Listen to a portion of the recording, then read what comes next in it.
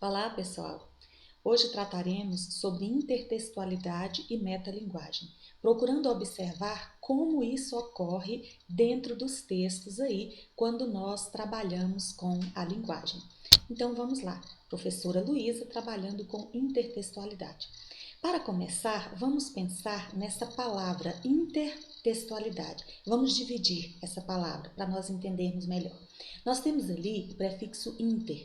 Vamos entender esse prefixo como interior, estar dentro, relação. E nós temos ali textualidade, que nos lembra texto. Então, nós temos ali um texto dentro do outro texto. Estar dentro, estar relacionado com outro texto. Então, a intertextualidade, ela se caracteriza por ela exercer essa conversação, esse diálogo entre os textos, quando nós percebemos que um texto já criado, ele exerce influência na criação de um outro texto. Quando uma pessoa, ele baseia-se em um texto que já foi criado e ele cria um outro texto, lógico que ali colocando, atribuindo a esse texto outras características, mas que esse texto vá nos lembrar do texto anterior que nós chamamos de texto-fonte. A intertextualidade, ela pode ocorrer de diversas formas e nos diferentes gêneros textuais, tanto nos textos escritos em prosa, que são aqueles que nós organizamos em parágrafos, os contos, os romances, as novelas, ou também nos textos em versos, que são o poema, as letras de canções. E a publicidade também gosta muito de trabalhar com a questão da intertextualidade. Mas a intertextualidade ela ocorre também em outras manifestações artísticas, como a pintura ou a arquitetura. Também pode se apresentar de uma maneira mais clara, explícita, ou seja, mais fácil de ser percebida, de ser entendida, ou também de uma maneira implícita, onde é necessário um aprofundamento maior para que ela seja percebida. A intertextualidade, ela pode se apresentar de diversas maneiras e nós vamos considerar aqui os tipos mais comuns para que você entenda. Nós temos as paráfrases, as paródias, as alusões ou referência e também as citações. O que seria uma paráfrase? Uma paráfrase é quando uma pessoa ele resolve escrever sobre um texto que já existe, só que ele quer dizer a mesma coisa utilizando outras palavras. Então, a paráfrase, ela deve manter o mesmo assunto, não devem ser acrescentadas nenhuma informação a mais, mas ela usa outras palavras para reproduzir a ideia do texto-fonte. A paródia, que é mais comum entre nós, é um trabalhos escolares ou mesmo por diversão, as pessoas gostam de criar paródias. Vamos pensar nas paródias de música, que é o mais fácil de nós entendermos.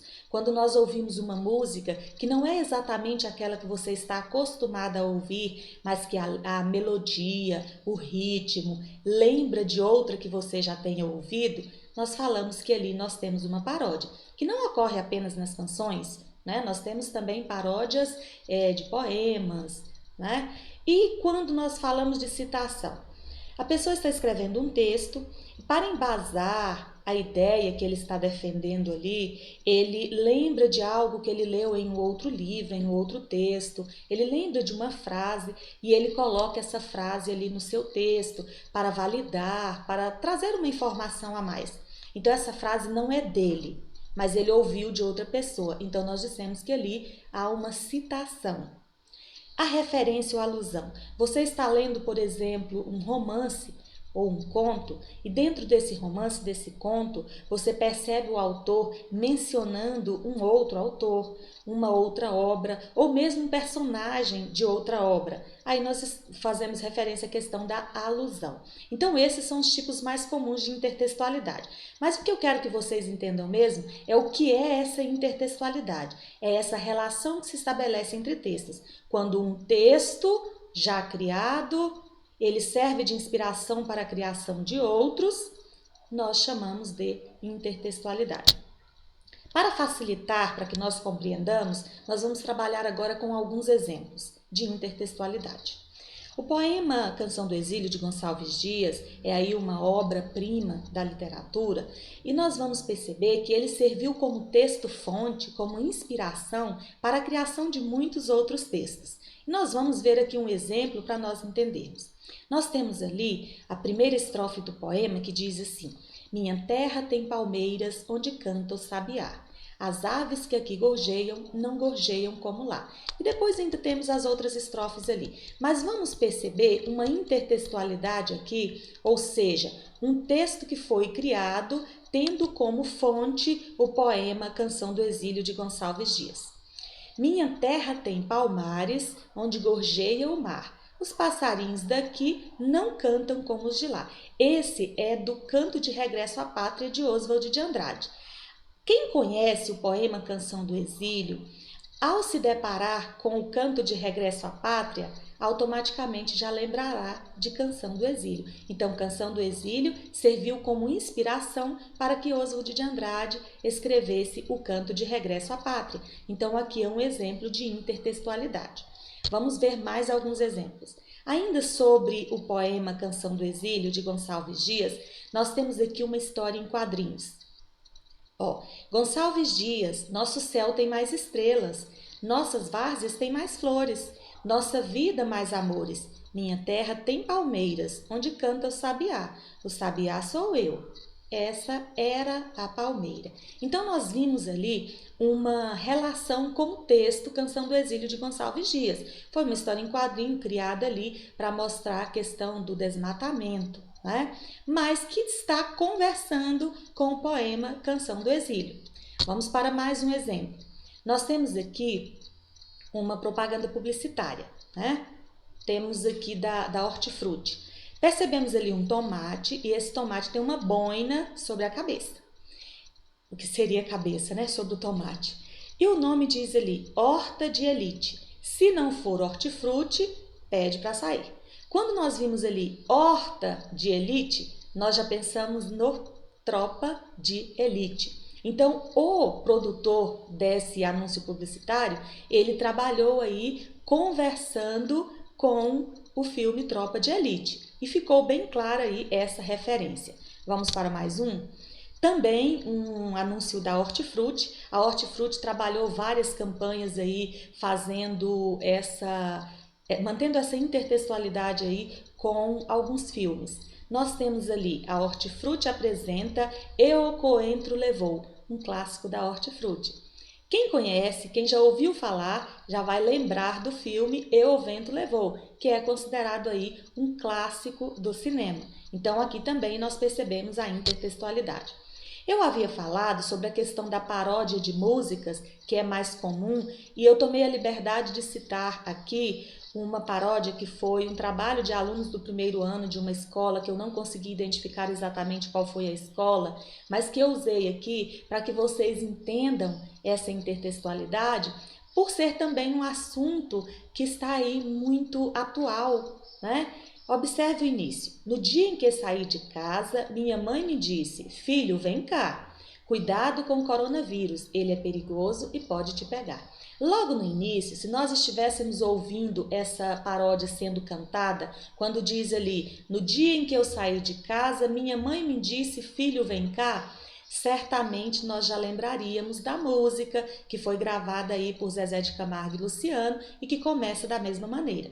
Nós vamos observar que começou da mesma maneira, mas que ao longo da canção vão mudando os assuntos, ou seja, nós temos uma paródia, né? Mantém o ritmo, mantém a melodia e muda-se o assunto. Ok. Eu disse anteriormente que a intertextualidade ela ocorria também em manifestações artísticas como a pintura. Nós vamos ver aqui um exemplo com uma obra-prima, né, da pintura, que é aqui a Mona Lisa de Leonardo da Vinci. Eu acho que todos conhecem, ou todos já viram, já ouviram, tem uma referência com essa obra. Em 1503, Da Vinci criou Mona Lisa. Depois, Marcel Duchamp, em 1919, inspirando-se em Mona Lisa, ele criou também uma obra. Lógico que abordando aí os aspectos que ele queria evidenciar na época. Mas é um texto que nos lembra outro texto, ou seja, Mona Lisa ali foi o texto-fonte. Depois, em 1978, o Fernando Botelho criou também uma Mona Lisa. Ali também na visão dele, né, mais caricaturada, mas que também nos lembra a Mona Lisa original de Leonardo da Vinci. E por fim nós temos aqui uma propaganda publicitária da Bombril, onde o garoto propaganda também se apresentou ali como Mona Lisa. Então a publicidade gosta de trabalhar com essa questão da intertextualidade, porque ela demonstra uma forma criativa do trabalho com a linguagem, já que o principal objetivo aí da publicidade é chamar a atenção, despertar a atenção do interlocutor. Creio que com esses exemplos foi fácil você compreender aí o que é intertextualidade. Então agora nós vamos falar sobre metalinguagem. A metalinguagem, ela é considerada por alguns estudiosos também como uma das figuras de linguagem, mas ela está dentro das 6 funções da linguagem, função metalinguística, que foi determinada aí por Roman Jakobson. Então nós vamos perceber o que é então metalinguagem. Às vezes, nós utilizamos algo para explicar alguma coisa. Isso é muito comum. Então, a metalinguagem, ela se caracteriza quando nós utilizamos uma linguagem para falar sobre si mesma, como se um código explicasse esse próprio código. Ela é utilizada em nosso cotidiano. Se nós pararmos para pensar em algumas situações cotidianas, nós perceberemos o uso da metalinguagem. É utilizada também no cinema, nas artes visuais, na literatura e também na publicidade. Vamos para alguns exemplos para a gente entender. Então, a metalinguagem é quando nós temos o código falando sobre si mesmo. Vamos então para um exemplo. Nós temos aqui um trechinho de um poema que diz assim: eu faço versos como quem chora, de desalento, de desencanto. Fecha o meu livro, se por agora não tens motivo nenhum de pranto. Aqui nós temos versos explicando versos. Então nós temos o código explicando a si mesmo.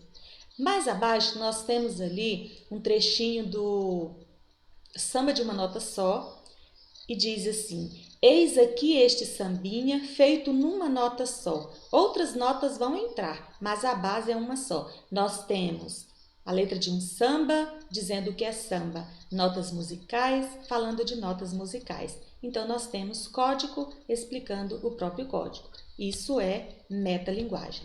Mais um exemplo. Nós temos aqui uma propaganda publicitária, né? Um anúncio publicitário. E lá diz, o que é necessário para fazer uma boa propaganda? Aí trabalha ali algumas imagens que vão mostrando ali alguns recursos e logo abaixo vem planejamento, criatividade, estilo, imagens, ilustrações, roteiros, marketing, sonoplastia, design. E os publicitários muitas vezes precisam fazer parte de tudo isso. 1º de fevereiro, dia do publicitário, homenagem ao profissional das ideias. Então aqui nós percebemos uma criatividade para homenagear esses profissionais, onde eles utilizam uma propaganda falando sobre propaganda. Uma propaganda que procura explicar, detalhar, falar sobre a própria propaganda. Mais um exemplo, nós temos aqui um autorretrato. O que é um autorretrato?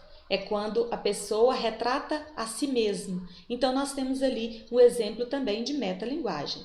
O código explicando o código. E por último, nós temos aqui uma imagem que é de uma cena de um filme.